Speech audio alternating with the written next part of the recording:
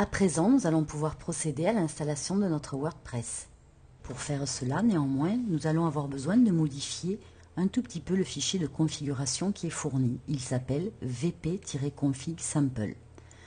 Commencez donc par l'ouvrir. Donc vous pouvez par exemple l'ouvrir avec WordPad ou Notepad. Voilà, je l'ai ouvert. Ici, vous recherchez la ligne qui vous demande votre nom de base de données. Nous avons appelé cette base de données BEOI. Donc, j'efface les caractères entre les guillemets simples et j'écris BEOI.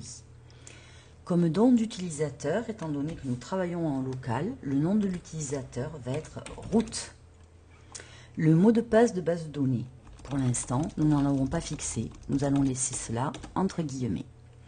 Et enfin, quel est l'hôte qui héberge notre site? Eh bien, c'est bien localhost. Maintenant, vous allez dans le menu Enregistrer sous et vous enregistrez ce document vp-config.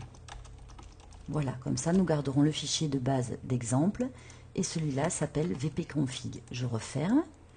Quand je fais F5 pour afficher une mise à jour, je vois qu'il y a bien vp-config. Maintenant, la seule chose que j'ai à faire, c'est de démarrer mon serveur WAMP si ce n'est pas le cas, et ensuite de venir sur le menu localhost. Et enfin, je rentre dans mon projet BEOI. Voilà, l'installation démarre. On me demande le titre du site, donc je vais par exemple écrire BEOI. Attention, élément important, l'identifiant et le mot de passe que vous allez utiliser pour l'administration.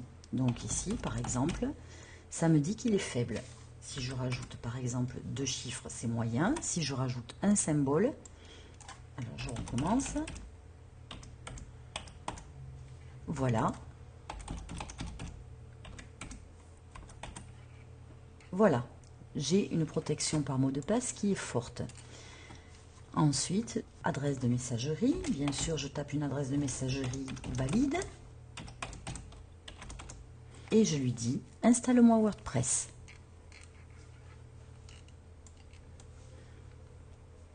Là, on attend donc la réaction du serveur web. Vous voyez en bas à gauche, en attente de localhost. Voilà, WordPress est installé.